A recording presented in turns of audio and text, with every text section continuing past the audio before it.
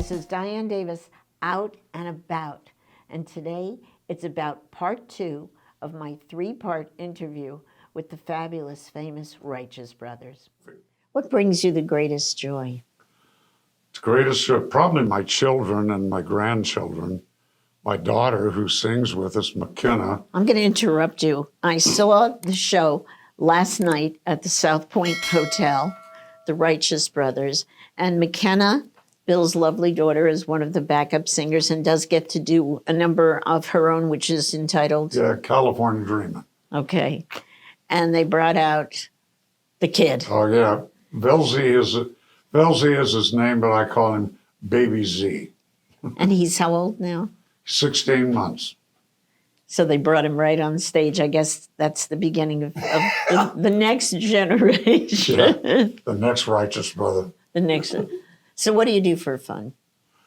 I don't have fun.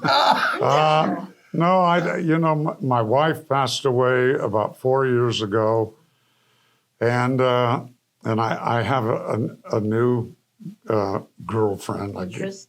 Interest, yeah. And Susie, and I don't know, I get home off the road and I live in a condo by myself. And you live where? In Newport Beach. I mean, you're going to be by yourself. At least you're in Newport Beach. Yeah, well, yeah, on the water. On the water. So it's not bad. Don't feel sorry for him. Yeah, but fun, I don't know. I mean, this is fun to me. Yeah. This is the most fun. Traveling is tough. Yeah. Traveling is very tough. But boy, what we do on stage is like two young boys getting together. Let's talk about it's not the second wife to Bobby Hatfield, but the second partner or whatever. How did you find this kid, or this kid, Bucky Heard, find you? And well, we were in prison. No, we. Okay, were you performing at the time? Were you looking for someone, or you just crossed his path? I had a lot of people, like agents and fans and friends, telling me that I should reform the Righteous Brothers. People want to hear that music, and that's reform, not reform. Yeah, reform. Yeah, and I wasn't really into it. I actually tried out a couple of guys, and I just didn't like it at all. No, it just was not magical at all. Mm-hmm. The guy sounded like Bobby and all that, which I didn't care if he sounded like Bobby. I just wanted him to sing like Bobby. And both Bucky and I were working in Branson, Missouri, and we became good friends. You went to his show? How did you first? Yeah, he was doing John Belushi in the Legend show. So I didn't even know. Blues Brothers to Righteous Brothers. Yeah, I didn't even know he could sing. I mean, singing John Belushi. Doing Belushi is like. But we met at a wedding. Dean Z, a great performer, that Elvis impersonator, and we met saw each other at the wedding, and Bucky said, I'm moving down to this other theater, and I'm doing a tribute to Journey. I said, Journey? Now, this was what year? 2015. Yeah. That's summer of 2015. And, Steve Perry is one of the greatest singers in our business. So he's going to do Steve Perry. So I went down to watch him die. Yeah. There's no way in the world, That's the only reason he came to the show, is to see. Just to watch him go. But he just killed it. And I was taking a walk on the lake the next day, and I said, man, if I was going to do it, I need to talk to Bucky. And I called him, and Bucky told I should let you tell the story. Okay, let's go back to Bucky for a minute, and let's rewind to Bucky the kid who grew up in. I grew up in a little town, Dadeville, Alabama. Okay. Tiny little town in southeast Alabama. Whose father wanted him to be a doctor? Well, I just was, back then, my family, you were expected to go to college. Entertainment really wasn't, It wasn't even on the table. So you went to Auburn. I was studying geology. That's what I was going to ask. Yeah, I was going to be a geology. I actually needed a year and a half.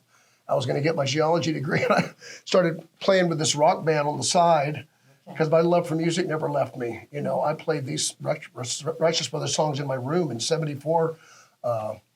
You know, Rock and Roll Heaven was my favorite song.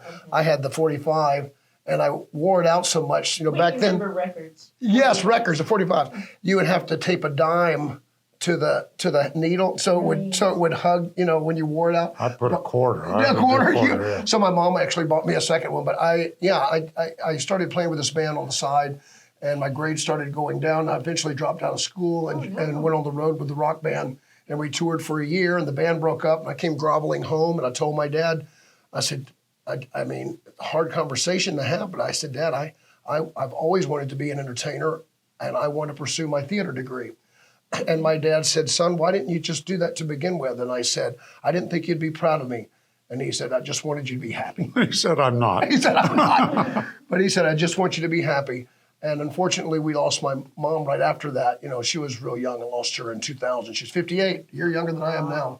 And my dad continued on, and you were at the first show that I did with Bill. And Okay, and I've got to talk about that show. I've told this story to a lot of people. It's the moment that I fell in love with Bucky Heard. Yes. And 4 words. Bucky's dad wasn't that well at the time. Yeah. He had traveled to Las Vegas because his kid was opening on the Las Vegas Strip. And here were the 4 words are coming. Bucky stood center stage, looked out at the audience, and he said, "We did it, Dad." And there was the story. There was the story of a kid with a dream and a supportive family, and the dream comes. Still tears me up. I know, it tears me. I told it last night to 3 different people at the show. They all teared up.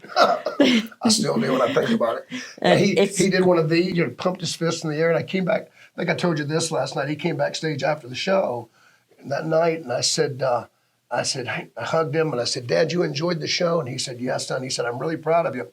He said, I'm glad you found a way to make all that hot air you grew up with work for you. That was my pop.